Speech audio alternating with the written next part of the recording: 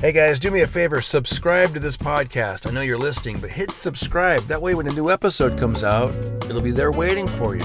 All right? And if you want to give us a little donation, DarrenCarter.com, hit that PayPal button. Or if you're into Venmo, it's at Darren Carter Comic on Venmo. I'm also on the Cash App, $, Darren Carter Comic. But the best thing you can do is subscribe. That way the new episode will be waiting for you. And thanks again for checking us out and starting that party. So let's do it right now. Let's start that party in your ear holes. Pocket party. Yeah. When I'm down and feeling low with so much negativity, I listen to Darren Carter's Pocket Party. He got his friends as guests and they be really funny. It ain't over till he say, boy, don't hurt nobody. Yeah. They run. And we're back. Thank you guys so much for checking out the Pocket Party podcast. If it's your first time, welcome aboard. And if you've listened before, thanks for coming back. On the line, we got my good buddy here, Mr. Mike Black. Hello. Hello, comedian extraordinaire. We both headline the Comedy Store quite frequently, and Mike also, by the way, used to open for a lot of big comedians. Well, he still does, but I remember he used to open for Andrew Dice Clay, and I recently listened to Andrew Dice Clay on the Joe Rogan Experience. Man, what a career that guy's had. Yeah. Oh, yeah. An incredible career. He started really young and just kind of kept entertaining in some form or another until he got into stand-up comedy. And then, Mitzi discovered him. Rodney discovered him. It really didn't take long before he just took off, It sounded like it moved pretty quick, I'm sure in the moment you're like, it's month after month after month, but not really. When you look back at your life, you're like, that was pretty, because he was talking about, it was like October of whatever, like 78. And then by, February of whatever, like 79, he was at the Comedy Store. And Mitzi loved him right away. Yeah. And people kind of forget or don't realize that even when he got his big break, which was the Rodney Dangerfield Young Comedian special, he was already in talks, I think, with, if I remember correctly, with Jerry Lewis's people, because he did such an amazing Jerry Lewis impression that they wanted him to do a Nutty Professor movie back then with Jerry Lewis as his dad.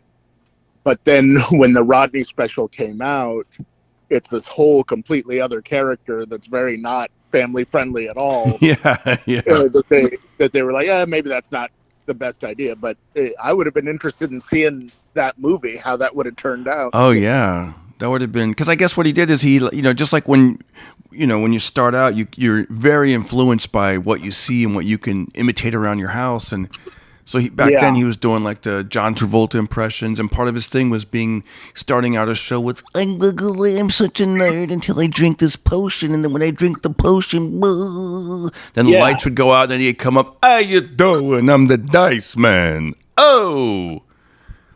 Yeah, which was, that's basically the Nutty Professor, only he turned into the Dice Man, Yeah, so now he's like 99% Dice, and then occasionally when he imitates people, he'll be like, oh, what do you mean, Dice? Or whatever. Yeah.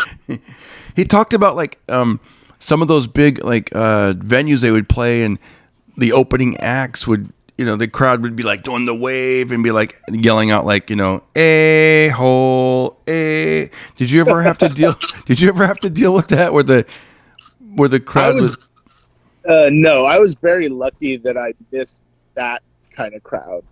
That like I would get crowds that were definitely like, get off stage, we want to see Dice and stuff like that. And it was very easy to calm them down because I'm pretty dirty myself. And so I would just start doing dirty jokes and they would be okay. But occasionally someone would get real aggressive and I'd be like, do you think he doesn't know I'm up here? Right. He'll come on when he's ready. Like, you know, like, yeah, they look at it like, you're the one that's keeping us from seeing Dice. you comedy bully. Yeah, and you just kind of have to explain to them that that's not what's happening. Like, if he didn't want me on the stage, I wouldn't be on the stage. I promise. But, Right. and but like with Eleanor, it got pretty bad because his audience is very male centric. I'll put it that way, and so they didn't really want to give her a chance, and she would just destroy them. She's just too tough. She had 9 brothers, I think, something like that. So she was used to dealing with angry, rowdy guys before she even got into comedy. Yeah. And so yeah, they would be. It like once you showed them the goods, basically, they would calm down. But a lot of guys got eaten up by that because they weren't particularly dirty or.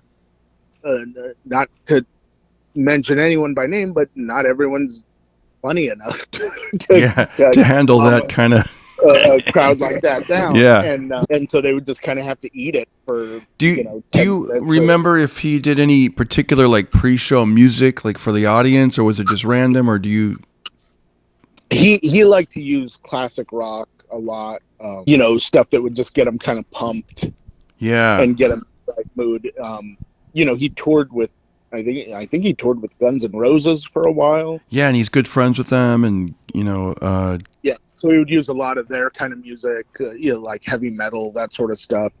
And I think it's really a smart thing to do to get music that kind of fits your act or the crowd that you're attracting. Right. And that was definitely, Yeah, I'm laughing because, and in my life, I've changed. You know what I mean? Sure. I was really, people might see my comedy and hear the beatboxing. They're like, oh, this guy loves hip hop. Well, I think I loved hip hop from ages 13 to about 23.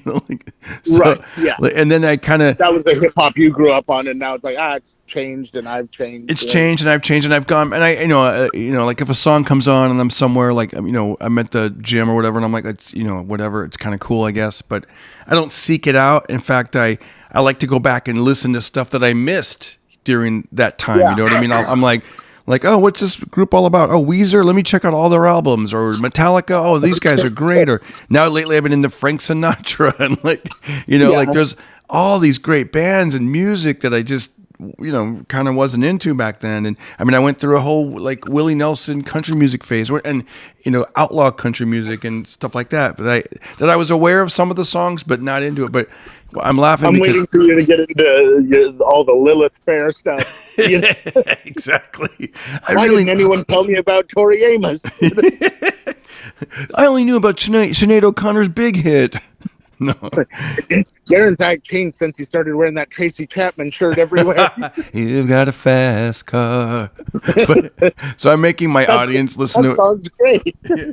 But I'm laughing because I remember I did a gig in Bakersfield, and on the way to the gig, I had the AC blowing. I felt really like classy, and I had, I'm in the car, and I got the AC's blowing. I just had my cup of espresso, and I'm listening to some Frank Sinatra tunes, and I'm like, yeah, I'm in show business, baby. The best is yet to come, da, da, da, da, da. And then I realize I'm living in a delusional fantasy world because I pull up to the parking lot, and there's like a vape store next to the club and a tattoo parlor. Right. And and they are definitely not treating you like Sinatra when you No, I walk in and it's like the DJ was playing some really loud music. There's some hoes in this house. There's some hoes in this house. And I'm like, oh yeah, this is the world I'm in. It's got steak and lobster and martinis. They're in the back. One of the Teamsters brought us some chili, and there's a little bit left over. It's hungry. Yeah, I know. Sorry, we don't have bottled water, but you want some out of this tap? You're just like, oh gosh. You like nachos with cheese? Like, oh god, Velveeta? Oh boy. Where are all the ladies? What ladies? There's some hoes in this house. There's some hoes. Yeah. I was like, oh boy, am I But this is Las Vegas. The hose cost more than you do, sir. Most of these whores are executives here. They own the building. Exactly. Did you ever do any of the? I know he does like club dice where he plays at like clubs and comedy clubs, and then he also does like the arenas or the. Did you get to do some of both, or when you opened for him? Yeah, because he was very smart about the way he would book the road, where he would do like a big venue and then a little one. I was able to do both there. One of my favorite smaller clubs, I guess, and it was for a comedy club, it was pretty big. The Laugh Stop in Houston, we played, and then like that same year we went to Canada and played like a stadium, not a stadium, but like a big theater that held something like 12,000 people or something like that. Oh my gosh. So it was a lot of fun, and just getting that experience and getting like that varied sort of experience was just a real blast. And he, I've heard stories about him being like a nightmare to people or whatever. I never personally saw that. The only time I saw him get confrontational was like when his family was on the road with us and someone would kind of encroach on that, and he was just protective like any dad would be. Yeah, he talked about there's like daytime dice and nighttime dice, and when he's daytime he dresses a certain way, and then and he also talked about gambling. Like I guess he's quit smoking. He did it. He quit it for like 10 years, then he started again, then he quit again after the heart attack at 60. But then he talked about how he stopped. I guess he was a big like blackjack player, and he would gamble like thousands of dollars. And he told a story about that. Like he was in Vegas, and they were at the pool, him and Wheels, Wheels. And he's like, "Hey, Wheels, how much money you got on you?" And he's like, "I got 20." And he goes, "Okay, that's enough." And then they took a cab down to some place, and he had a $75,000 credit at this place, and he wanted to cut the cards a certain way, and the pit boss was cool with it. And then when the pit boss left, it was replaced by a woman, a female pit boss who was buying into the hype of anti-dice, and she's like wasn't going to treat him any, He's like, "I'd like to cut the cards a certain way." And she's like, "Well, I'm not going to let you do that. That's not going to happen under my watch." And he's like, "Well, the last pit boss." And she's like, "Well, and he goes, and that's when he tells Joe Rogan, he goes, "And that's when I became Mad Dice." Whatever. I'm like, "Okay, honey." And then he like did his thing. And did you guys ever gamble, or were you ever around him when he gambled? No, I wasn't around him when he gambled. So I heard stories about it like that one, but I was never around during that period. One of the stories was you're almost answering it like we're in court or something. And were you around him when he was gambling? It's just not something that I was part of. Here's the reason I mentioned the gambling thing, because he said when he was with Wheels, I think they made like. He made some. If you guys ever listen to that episode, it's a great episode with Joe Rogan. I don't know why I'm promoting other people's podcasts, but he doesn't need the promo. But I'm just telling you, it was a great episode. while you're reenacting the podcast, I'm hoping maybe I can get some downloads. People will listen to this thinking this is the. They'll think they're listening to Rogan's podcast. Yeah. Well, here's what happened. He won like thousands and thousands and thousands of dollars, and they put all the money in manila envelopes, and him and Wheels took the cab back to the casino that they were at. And he goes, "Hey, Wheels, before we go, stick your hand in the envelope and grab out as much money as you can." And he said Wheels pulled out probably 10 grand. So I was wondering if you ever got the pleasure of that. No, I never. Okay. Grabbed a bunch of money out of an envelope. All right. What is the point of that story? How cool that would be. To hold a bunch of money? I've held money. No, he got to keep it. He got to keep the money. He didn't just get okay. I thought you were just having him hold it, and I was like, okay. Hey, stick your hand in there. See what that feels like rolling around. Now put it back. Oh. I could see him doing that to someone, but no, he never did that to me. Oh, well, if we're ever I don't ever gamble, but if I ever did and I won a bunch of money and you were with me and you loan me the $20 to win all that money, I would do. I'll just go here on the record. I'll let you do that. Great. You're welcome. If I ever win, $500,000. Yeah, now I have it recorded. Recorded. It's proof, buddy. Go back to episode 182. No, but when was the last time you won gambling in Vegas? Oh gosh, 20 years ago, maybe 25. And I think your thousands of dollars are safe. Yeah, I usually would put 20 on a roulette wheel on red, spin the thing, and then it would, I'd lose, and then I'd walk away, or I'd win. I win, and when I win, I'd be like, oh wow, I won $20. And I'd be like, this ain't that big of a deal. That's why I'm like, I would not really get into gambling. I was like, to me, it's not fun. When I lose, I hate the way it feels, and when I win, it's not that exciting. If you're betting $20, you're not gonna win a whole lot. That's gonna be very exciting. Yeah. You have to bet high to win big. We're gonna do a quick game of imaginary roulette. Okay, I'm spinning that. You're gonna pick red or black. Here we go. And I'm not gonna cheat. I'm gonna seriously think of a color. Boom! It stops. What color are you thinking? Black. You just won. You literally just won. I won even money, which is nothing. It's not bad. You put down 20 and you just won 20. Right. And on the next hand, I'll lose. We don't know. Here, I'm going to spin it again. What color? Red. You won again. I'm not even kidding. Okay, so now I've, tripled my money? No, now you're up to $40. Do you walk away or do one more time? So wait, just now I've doubled my money. Yeah, you had 20, but you put down 20, you won 20, and then you won another 20. So you're up $40. Do you walk away or do you spin? Oh, I would be up 60, Darren. No, because you put your original $20 down, so you had that money. Right. And then I won. Yeah. And how much did I win that first time? $20. Okay. Oh, well, I mean, you got your own $20 back, and then you won $20. So that's technically it's 40, right. But it's. Then I repeated the bet and won again, so that's another $20. See, this is why I don't gamble. I'm not even good at math. Right. So yeah, this whole casino would be shut down. So because I would immediately call the Nevada Gaming Commission after you tried to tell me that I won, that I'd only had $40 now. Do you walk away or do you keep that $40? I walk away because you're an insane dealer. Yeah. I was like, I'm not going to explain math to the dealer every hand. Exactly. And I didn't even try to trick you because there's always that green 00. Trick me. You have to know how to count. Exactly. Darren, do you count cards? No, because I can't even count. No. Even if I'm looking at them, I can't even count them. Some old road dog had a joke that I thought was really funny where, you know how you don't think someone's funny, but they have that one joke that you like? Yeah. I was at some place in Vegas and I caught this guy's act and he goes, I'm not saying the casino here cheats, but the dealer did get the 17 of clubs.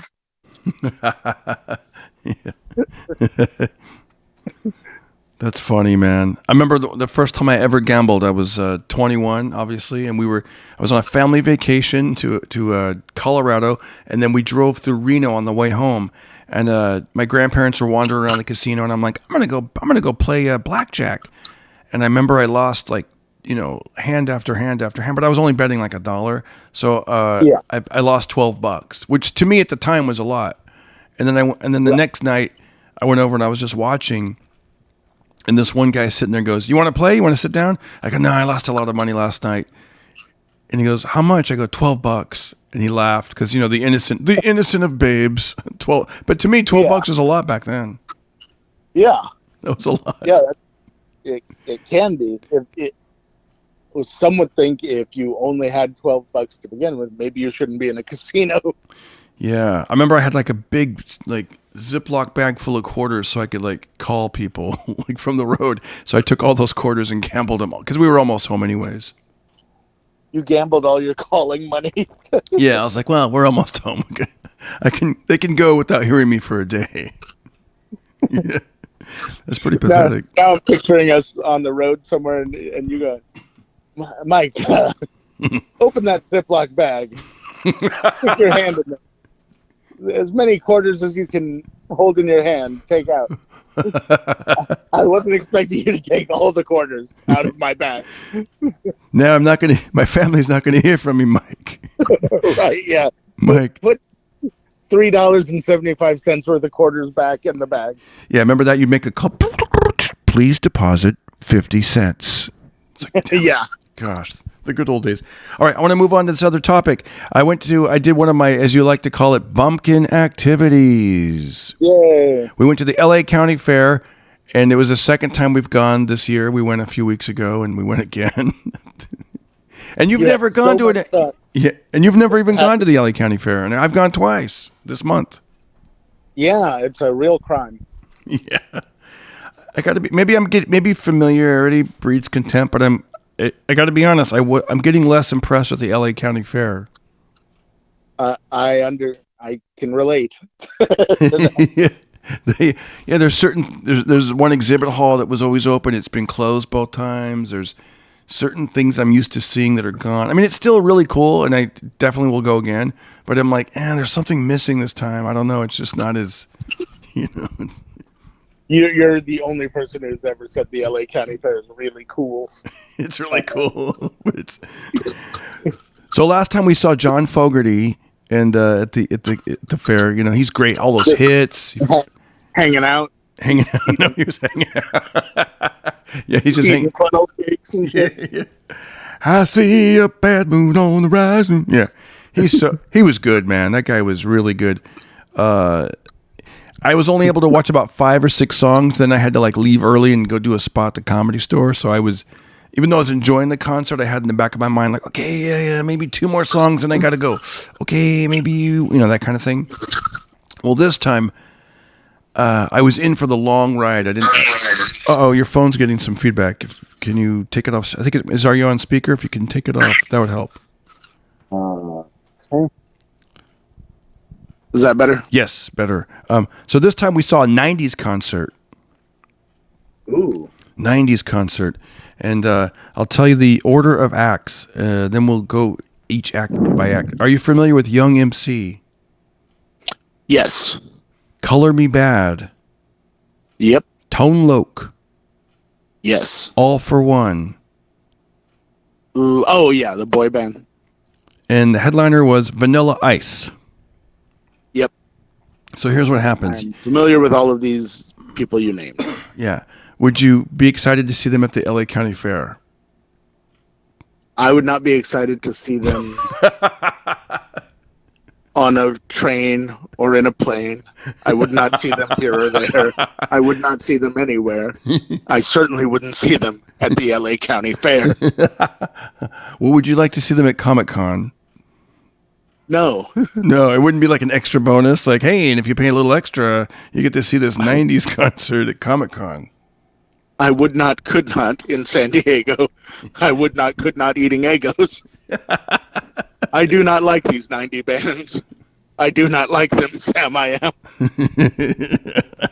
So the first guy comes out, right? My wife's favorite rapper, Young MC. No backup dancers, no band, just a straight up dude from the 90's. Girl in yellow, she says hello. Come sit next to me, you fine fellow. You want it? It's that song. Just bust a move. And then at the end of his set, he does he raps real fast. Cause I'm whatever he does, you know, that thing. Mm-hmm. And then he's like, and if you can, please stand up. Please stand up. Because nobody was standing up early. And then he kicked ass. He was really good. I like that he's aware that his audience is much older now. Please stand up. Oh, yeah, because he was considerate. He's like, if you can, please stand up. You know, that was pretty cool that he said it like that. The next group comes out, Color Me Bad. They had that big hit, I Wanna Sex You Up. Oh, yeah. I was thinking of Naughty by Nature. But, yeah, Color Me Bad. I wanna sex you up. They were the ones that wanted to sex you up. Yeah, there was 4 of them, and I remember distinctly that 4 of them, they each had a look. One guy kind of looked like Milli Vanilli. One guy kind of looked like George Michael. One kind of looked like Kenny G. One guy kind of looked like Vanilla Ice. So here's what's funny. Do you think they all hang out looking like that? Like, Go out to bars and stuff. Well, back then Dressed that in was full costume. yeah. See that they all had that look, and that was like 90. We gotta remember that was like they came out in like 90, 91. Yeah. So they were all thin. They all looked like those people.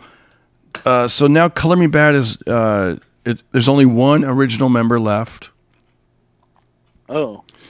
and there's not even 4 of them anymore. There's like 3 of them, and the one guy, he's huge, and he looks like he wears a nice shiny jacket, and he has really black eyebrows. He looked like I told my wife, he looks like your rich Armenian uncle up there. Like he's like some Persian jacket up there, and he's like, I want to sex you up. I want to. and he's got these 2 dudes that don't even look like the other guys. Like they're these like 2 black dudes that are like singing with him, and it's not even 4 of them. And then I went online, and people were like, "Color me sad," instead of "Color me bad." Yeah. And apparently, and you guys can look this up on YouTube, just type in "Color Me Bad" fight on stage. That lead singer. Oh, they broke up on stage. Well, they continued to perform with each other after that, and the main singer got, listen, I hopefully he's sober now, but I guess he had a drinking problem. He's the one that's still in the band. His name is, by the way, remember I said they all look like each other, like look like other celebrities.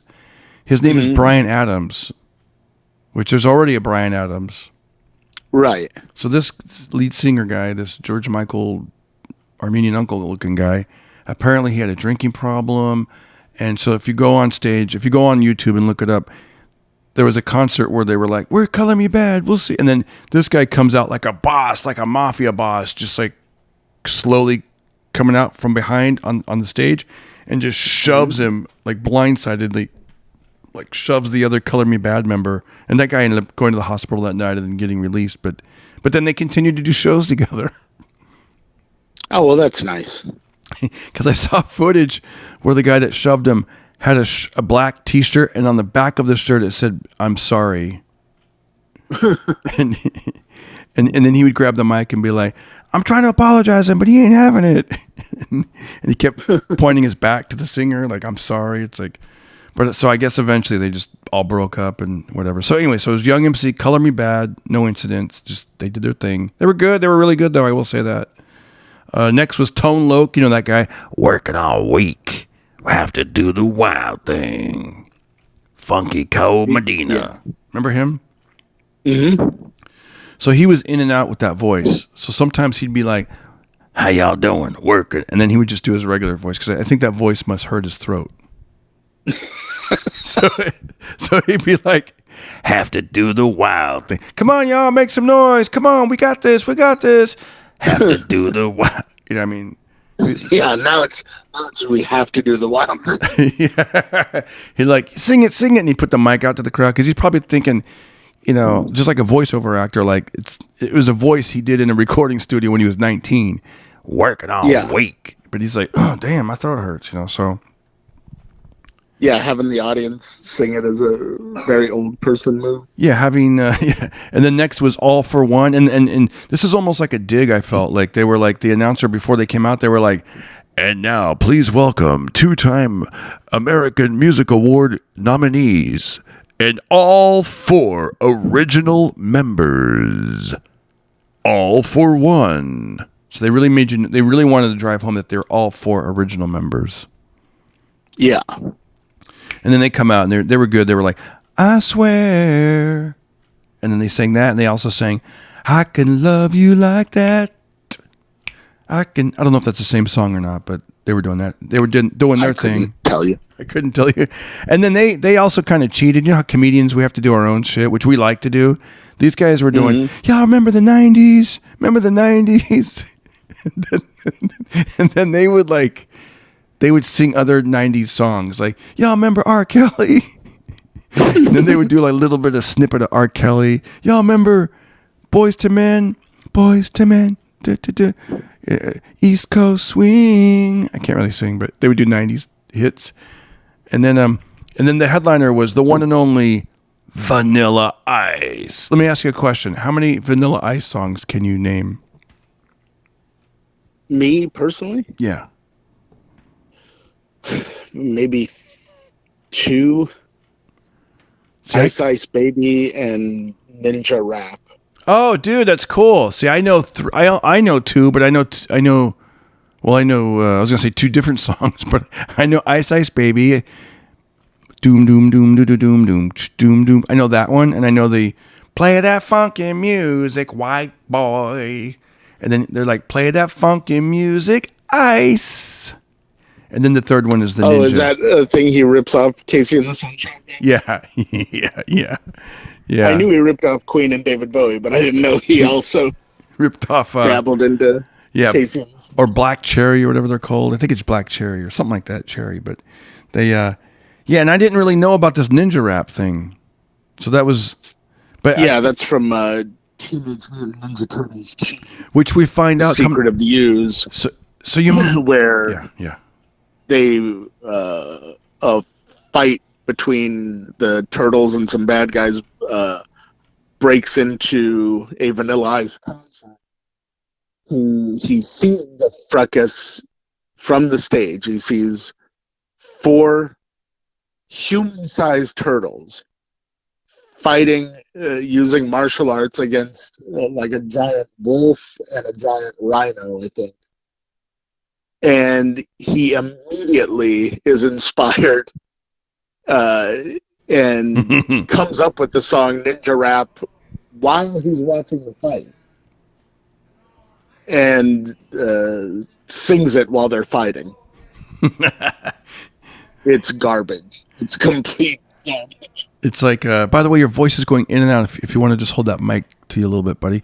Okay, and he also comes up with like the ninja rap dance that goes with it. Oh wow, it's complete crap. So here's what's a trip, and I agree with you on that. So out of all those bands, Vanilla Ice is the headliner, and I've seen the posters before in previous years, like because they would do like 90's concert and they'd swap out different members, but it was Vanilla Ice is the headliner because he's the most famous one. But I'm thinking, how's this guy going to headline with one song, or maybe 2, even 3? But it's like, I'll tell you how he did it.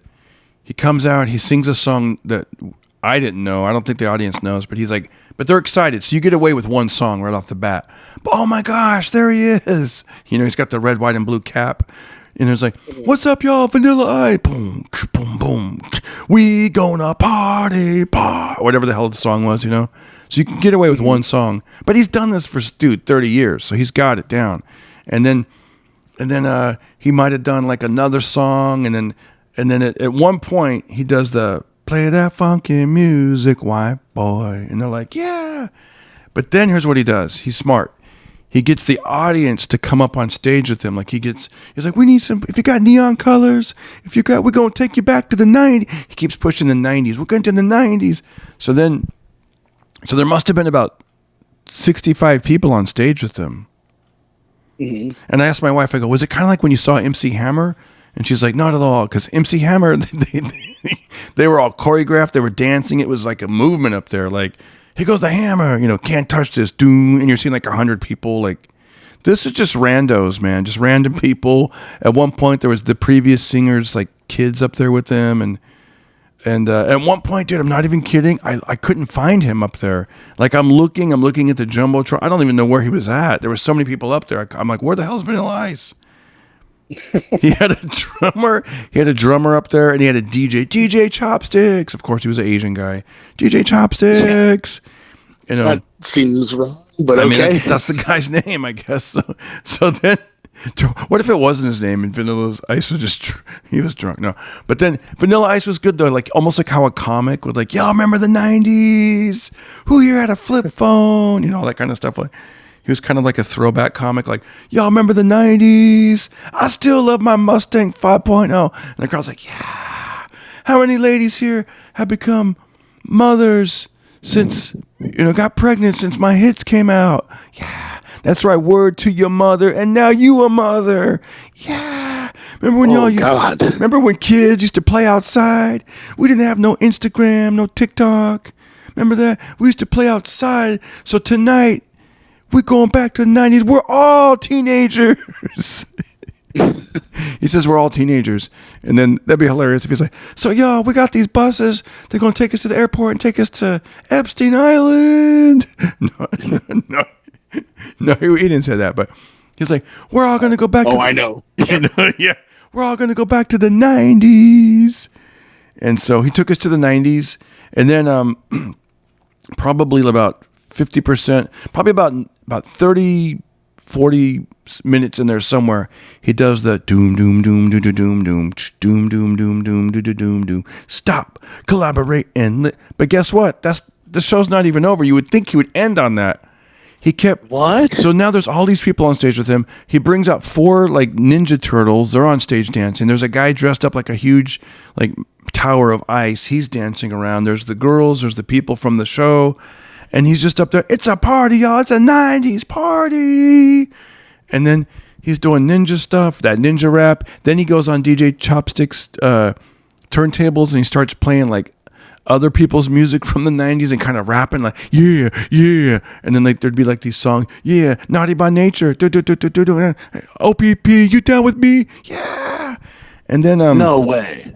Yeah, then he's like, he starts getting the crowd to chant USA, USA.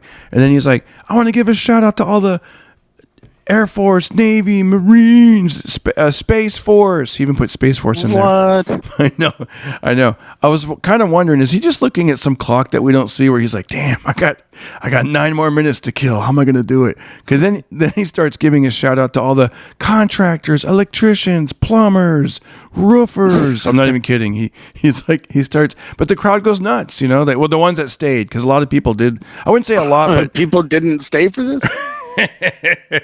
There was I would say a lot of people left after the big hit, you know, like 20% left, but the stands were still filled because it was kind of a spectacle, like what's going to happen, you know? And then he just kept, you know, giving shout outs, and I was waiting for us to get, you know, podcasters, comedians. I want to give a shout out to all the bloggers and vloggers. Damn, I got 6 more minutes. I want to keep giving shout outs. All the farmers. Okay. So then his last song was, it was kind of a unity type of thing. Like, we could laugh together. We could smile together. And then he ended on a Bob Marley, no woman, don't cry. No woman, no cry. It's an odd choice. Yeah, but it was a feel-good kind of like kumbaya moment. And we're all, get your lighters out, your cell phone, your flashlights, the whole thing. And so we're all doing that, and then I forgot, big thing, I forgot, my bad. So God rest his soul, Coolio passed away, and Coolio was on, yes, and I remember I saw Coolio there before, and also Biz Markie. And so he had Coolio not Coolio, but like he had his family and the original band members that would tour with Coolio. And so there was like another drummer that drummed and a saxophone player, and then I think LV was there, you know, the guy that sang, "Been living on my," you know, that Stevie Wonder hit, "Living in a Gangster's Paradise." Like that was really good. Oh yeah, that was really good. They did the Gangster's Paradise, and that helped kill some time. But it was really good. I actually got a tear in my eye. And that helped kill some time. But it was good, dude. So that was. I'm really glad you don't write music reviews. That helped kill. But I got a tear in my eye, man. That was I felt something on that. You know. It was good. Well, that. I really wish I could have been there. Yeah. You're probably, isn't it better? I just told you about it, so you didn't have to go. So that was good. Yeah. That's, all right. Next time. You could have told me about it in half as much time. That would have made it even better. I know, because then my friend went to another concert, and I'm like, his was way better. And he went to like see Ringo, and I'm like, well, that's cool. First of all, getting to see one of the original Beatles, and then some of the guest sets were like Colin Hay from Men Without Work. Like they did 2 songs, you know, like I come from the land I don't down. think the band is Men Without Work. Oh, what did I say? You said Men Without Work.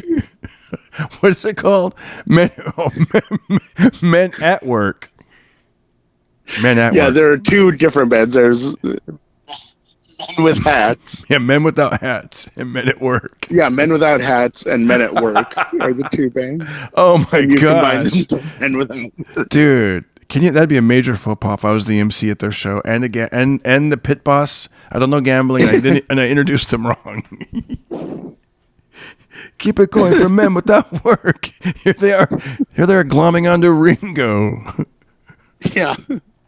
By the way, we're going to get to These some guys shout are out. real losers, men without work. We're going to get to some shout outs and some questions from the audience. I put it up on my Instagram. I said we're going to read your questions on the podcast, so we will be getting to that. But first, I got to ask you, on the topic of losing things and finding them, because I've had that happen recently. There's things that you lose and you just never see it again, and there's things you lose and then you find again. You go first. What's something you've lost? Well, it's interesting that we're talking about this now because I'm going through a complete overhaul of my apartment because I got a storage unit, and so I'm trying to like kind of reclaim some space after the pandemic. Because you'd buy a pen online and they'd send it to you in a like 12 by 12 cardboard box, Yeah. And so I just had like a small place and boxes filling it up. And so for the last year or so, I've been playing life-size Tetris every day, all day, just trying to get through all these boxes. And so I've been finding stuff that I'd lost years ago. It looked like you've seen Raiders of the Lost Ark, right? Mm-hmm, mm-hmm. The very, very end of the movie when the Ark is in that big shipping warehouse and there's just all those boxes around. That's how my place was starting to look. And the funny part is I collect Indiana Jones action figures, and I realized one day, I was like, oh, crap, the Ark of the Covenant actually is in one of these boxes somewhere. Oh. I don't know which one, but it's in here somewhere, And but yeah, I've had things like. So what would happen with that? Some wall. Oh, go ahead. I was going to say, well, how would that happen? I figure I would get the package and then open it up right away, but things would get in the way where you'd like, I'll open that when I come back, and then you'd go out somewhere. Like it would be on the door when I was leaving or something like that, and I would just bring it in. And it's like, for the most part, if you live in a small apartment, most people get it. You don't really do a whole lot of entertaining. It's just kind of a place to sleep between gigs and stuff like that, Yeah. And I would, I had space to move around and have breakfast and stuff like that, but like for the most part I wasn't there very often, so I would do all the stuff before I was going to leave to go do shows, and then I would open the door and there'd be like packages of things that I'd ordered or whatever, just that kind of thing. Because I was going to say that's a lot of discipline to not, and in one way like to not like open up all the boxes, just be like. But I guess it would eventually like pile up where you're like, I got 15 boxes. Yeah, but a lot of times even if you open them, then you got to break down the cardboard and everything like that. And it's like, I didn't waste a lot of time doing that, I was like, if I had to get out to a show or something like that, for the most part, it's like I came here to do shows, not to break down cardboard. Yeah. So what was something you lost and then you found? I found some pictures of me that I didn't know I actually had taken, but I remember one of them was me buying my ticket at the Chinese theater for Star Wars Episode 1. Oh, wow. A friend of mine took a picture of me doing that, and, just some other random ones from, like, my comedy career and stuff like that. I found, like... I did the Laugh Riots competition that Comedy Central did, like way, way back, 2003, 2004, something like that. And I found this Comedy Central wristwatch that they'd given me. Oh, I'm sorry, your voice dropped a little bit. You found what? A Comedy Central wristwatch that they had given me. Dude, that's cool. That I forgot that I had, and an old, like, Gotham Comedy Club T-shirt and stuff. I had a pen from Comedy Works. I'm finding a lot of different stuff like that, which is kind of nice because I didn't think I had kept a lot of it. Like, for the most part, when I would get something free, it usually didn't fit me, so I would send it to my brother or something like that. Dude, that's cool. I want to see that Comedy Central watch. Yeah, I'll see if I can find it again. I'm like, that's been the weird part of doing all this is I'll find something and then in a storage bin and then it's gone again. Yeah. So I'll tell you a quick story about how I lost something and never got it back. I went about 15 years ago. I went for a walk. I was like, I'm going to go for a walk. And I went for about a 3-mile walk. And somehow my car keys slipped out of my back pocket. I must have had a hole in the back pocket. And I had my car keys, house keys, the whole thing.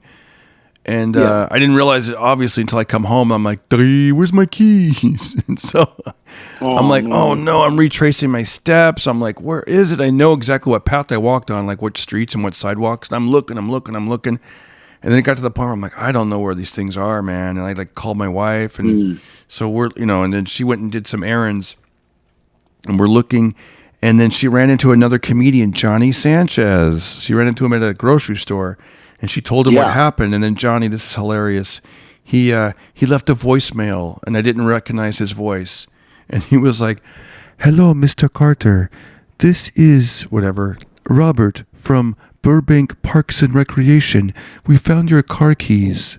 They are at the Verdugo Park," or whatever the name of the park was. And he's like, "By the ceramic turtle. If you look by the ceramic turtle, you will." And I thought it was real. And I'm like, and dude, when I told him the story, he was crying, laughing, because I go, "Dude, I thought that was real." And I'm like, where? Because I'm like looking at the ceramic turtle, because I know where that. He goes, "Dude, there was a ceramic turtle." He goes, "I just made that up."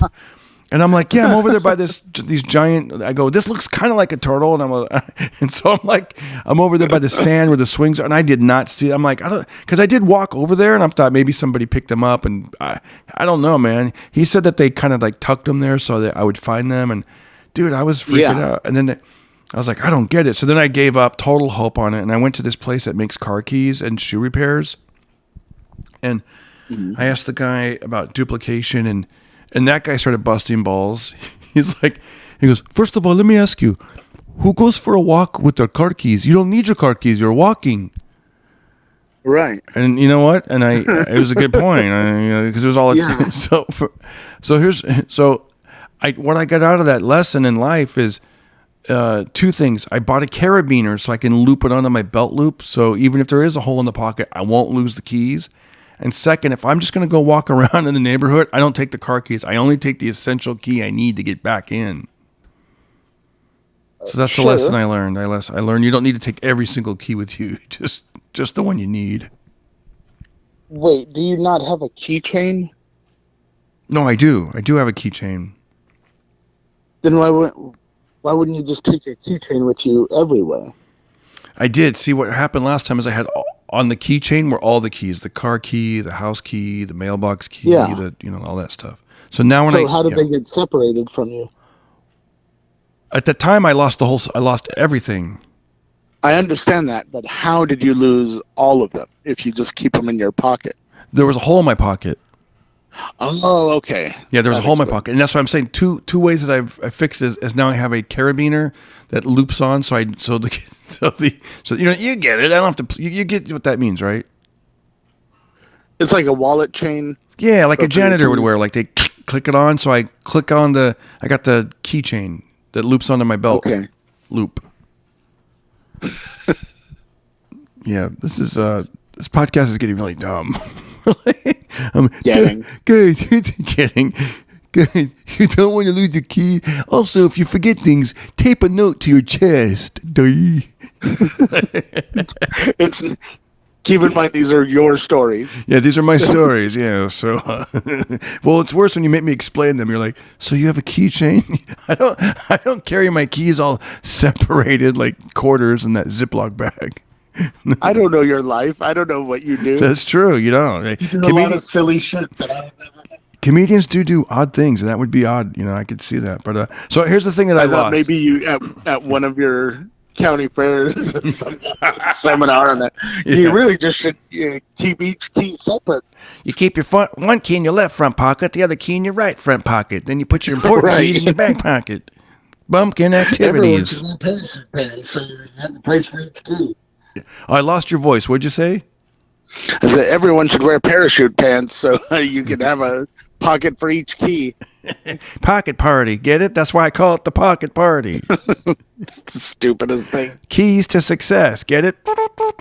Or I thought maybe you were one of those dorks that has the fake rock out front. Oh yeah, that would look super that strange has your in keys in it. Oh yeah, that wouldn't stand out like in a like you look at these apartment or condo hallways, you see like, why is there a big rock right there?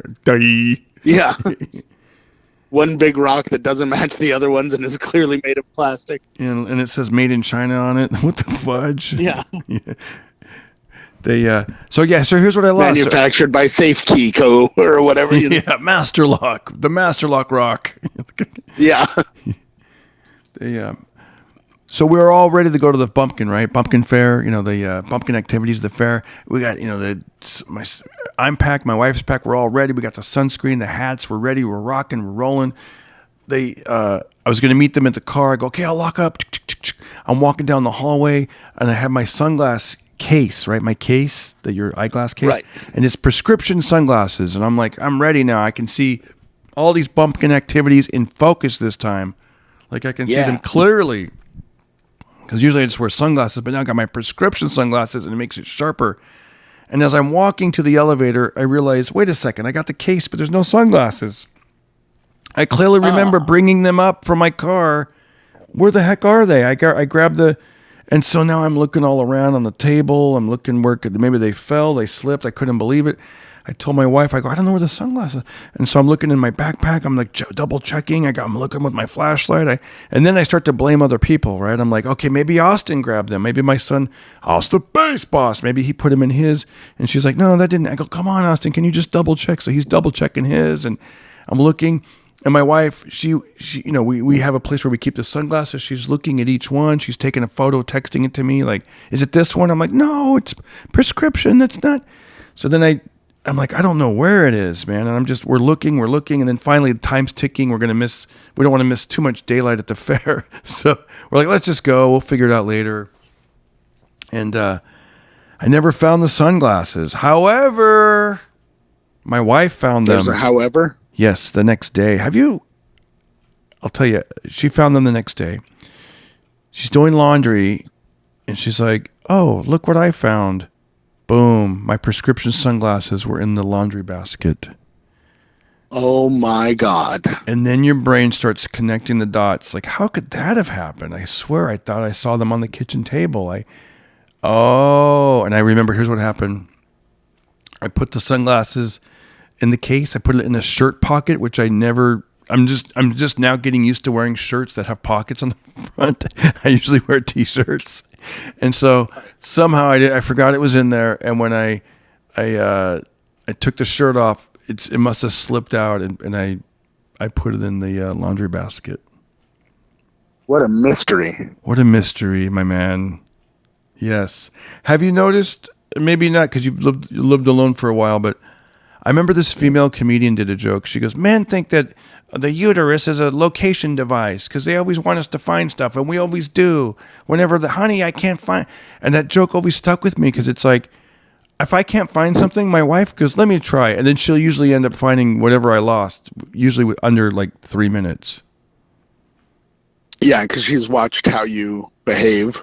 Was your mom like that when you'd be growing up as a kid and stuff? Like, Mom, I can't find my favorite pair of black jeans or whatever. And then boom, she finds them. No, my parents were very into self-reliance. To go like, wait, your voice, lost it, that sucks. You better go find it. Your voice dropped a little bit. You said your parents, they relied on self-reliance. They were big on self-reliance. On like, if you lost it, you go find it. Yeah. Which I think is a smart thing to do with a kid because they will eventually learn to find their own shit. That is true, but thank God I have her as a backup because I'm like, she always finds. I'm like, where's this? Where's that? And I could look like in my closet for a certain shirt. I'm looking. I don't see it. And then boom, I don't know. Maybe my eyes aren't that good. I don't know, man. But yeah. Anyways, that's losing something and finding it. There we go. Okay, let's go. Have you ever, when you were a kid or anything, did you ever have like a buried treasure? I did. You did? I did have, well, sort of. I had a necklace and I buried it inside of a pipe in the closet. I was like, oh, I'm going to take this necklace and I'll keep it here in this pipe. And then it somehow like dropped all the way down. So I never got it back. No. Yeah. I thought it was just going to dangle and kind of like stay there at the top so I could just reach my little tiny fingers in there and grab it back out. Right. Yeah. And they're like, the homeowner's like, why are our pipes clogged up? Yeah. Where's this? Oh, they're clogged up with treasure. With treasure. With these gold chains from the 70s. Valuable jewels. Valuable jewels from a swap meet or whatever. It wasn't even that valuable. I said it was, yeah. This gold chain might be priceless. No, it says Mr. T on it. Yeah, I saw something sweet like that at the this on TikTok. These people were refurbishing a house, and somebody had left a keepsake type of thing, like a time, what do you call it, like a time bottle, like a Time capsule. Time capsule. That's it. And she wrote this really sweet letter, like, I'm 9 years old. I have a sister, and she said the different siblings. My mom is a great mom. Blah blah blah, and this is like 1974, and they opened it up. They read the whole note, and they're like, if you know, and she said, she goes, there's a train track 2 blocks away, and we live in this town, and da da da. And of course, you know how the internet is. They were like, oh, I know who that is, blah blah blah. And they go, let's see it. We'd love to see a part 2, and I thought that was really sweet. Oh yeah, that's very cool. That was very. Or they're haunted. Yeah, yeah, exactly. That'd be creepy. Okay, I want to move on to this. We're going to take, if you guys follow us on Instagram. If you don't follow us on Instagram, official Darren Carter. Find Mike Black. His Instagram handle is At Mike Black is back. That's right. Okay, question coming in from Or you can follow both of us at Men Without Work. Men Without Work, yeah. I believe it's pronounced Matthias. Matthias Robertson asks, what is the best or worst gig? Oh, that you've done? Yes. Let's see. The best gig I've done was probably the River Rock in Canada with Dice. That was a lot of fun. And it was that was, I think, 10,000 seats, something like that. And they treated us like kings. It was Canada. Everyone's already super polite, and I got to hang out in Canada with Dice in Vancouver. Wow. And I happened to be just walking in downtown Vancouver, and I see this building full of Fantastic Four memorabilia from the comic book characters, the Fantastic Four. Mm-hmm. And I look up and I was like, wow, this actually looks like their headquarters in the comic books, the Baxter Building. And I look up a little higher and I see a sign that says the Baxter Building. Whoa. And then I look around on the street, there's like a New York newspaper stand and a couple of cop cars that say NYPD on them. And I was like, what is going on? And then I realized that I'm on the set.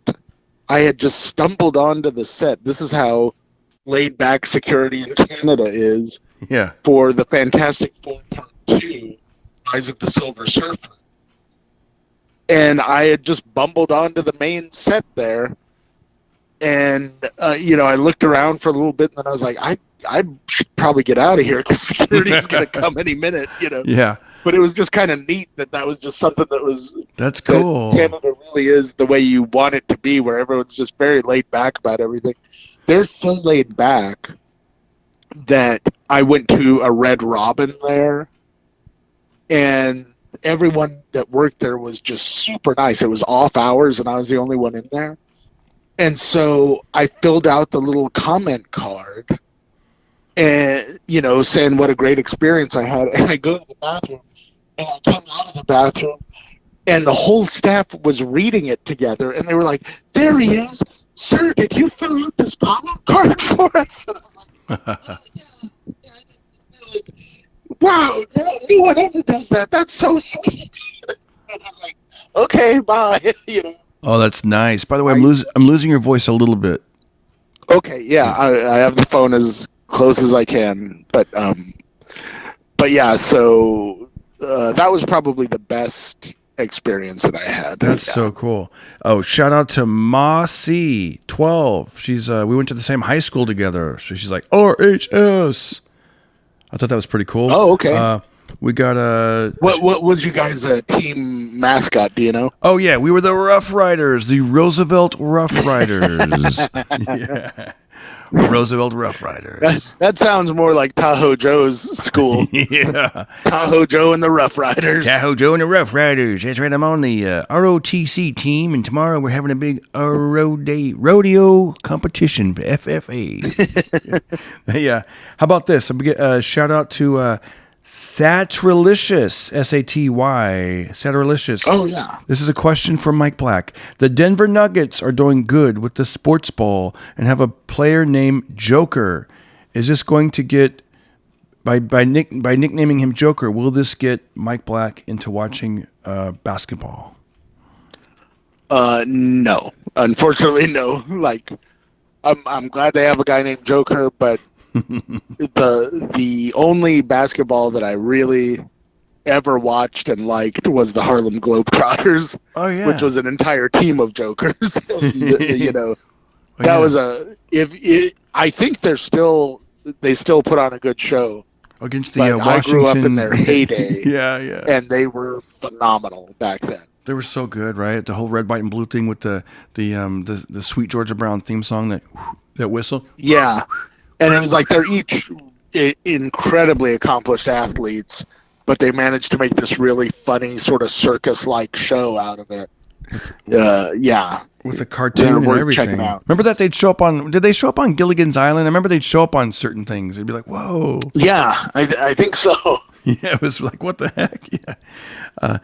Okay, here we go. How did they get off the island and still Gilligan and the rest of them didn't? Skipper? I know there'd always be a thing like that, right? Like the one boat that would or whatever.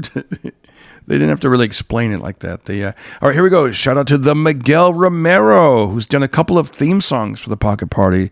Love you, buddy. Oh, nice. He writes, funniest memory from being a teenager.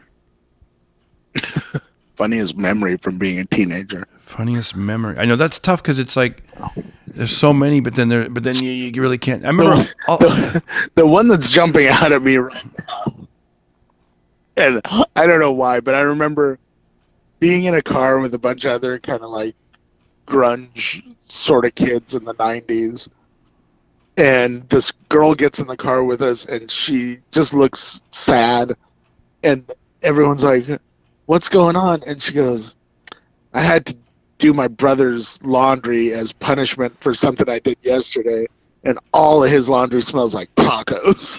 And for some reason that just grossed us all out so much. That's hilarious. It's a very 90s moment, you know. It's funny what jumps out at about doing their brother's laundry. That's hilarious. That's funny what jumps out at you because I remember being in an old school car, like a 1981 car, or no, it's probably like from the 70s. And I remember my buddy, I had an Armenian buddy, and he used to love Rambo, and so he kind of had like that 5 o'clock shadow, like in high school, which I didn't really grow whiskers till after high school, but like that, anyways. And I remember him. We were just laughing our asses off with all the windows down, and for whatever reason, it just struck me as funny. He was blasting the Bee Gees from Saturday Night Fever, like that theme song from the movie, and it just looked so because everybody was back then you would listen to the music that was on the radio of the time, whatever it was, right. Prince, Michael Jackson, Madonna, like all that stuff, 80s music, and so here we are driving around listening to a "Staying Alive, ha ha ha ha." And I was like, dude, turn it down. He's like, no, bro, this is cool, bro. And we were like, yeah. And I was just like embarrassed, but like it was extra funny that he was blasting this music, That is something I noticed whenever I would go past like a high school or you go past like anywhere where youth are gathered, there tends to be a lot of laughing, a lot of giggling, a lot of laughing, a lot of joy. Right. And then when you get around older people, less joy, like less laughing, less. Maybe they're. Yeah, I think you just figured out how aging works there. I mean, they might be happy, but not like teenagers. Teenagers will frickin' laugh and giggle, and we have to keep that in mind. You got to capture that, you guys. We got to keep that alive, And it's hard. Why? Sometimes it can be hard. Yeah, because they're men without work. They don't have jobs and shit. Yeah. So of course they're happy. That's funny. Oh gosh, I know I had some laughs on this episode. Mike, thank you so much for joining us again at the Pocket Party podcast. And dude, man, we just have so much fun together. Thanks and that was cool. That time you planted that seed to go, we should get some Japanese food, guys. We did a whole podcast about it. Go back a few episodes and listen to that. Oh yeah, that was a really good one. And a lot of great feedback on the previous episode too. So if you haven't listened to episode, I want to say 281, go listen to 281. And and send us more questions because those are a lot of fun. I love the questions. Yeah, hit me up on IG, Instagram, and we'll answer those questions. And Mike Black, have a great rest of your day, and we'll talk soon. Thank you so much. All right, you too, brother. Have a great night. You got it, buddy. Bye. Well, look at you. You made it all the way through another episode, Pocket Party Podcast. I want to thank you guys for hiring me on CAMEO. That always helps. And if you haven't, donate on Venmo at Darren Carter Comic on Venmo, just to keep this train running, man. Keep it going. Appreciate you guys. I'm also on the Cash App, $, Darren Carter Comic. And once again, thank you so much, and have a great rest of your day, and don't hurt nobody. Be careful. Everybody listen to Darren Carter. We all know he's the party starter. So if you want to listen to a podcast for free, then listen to the Pocket Party.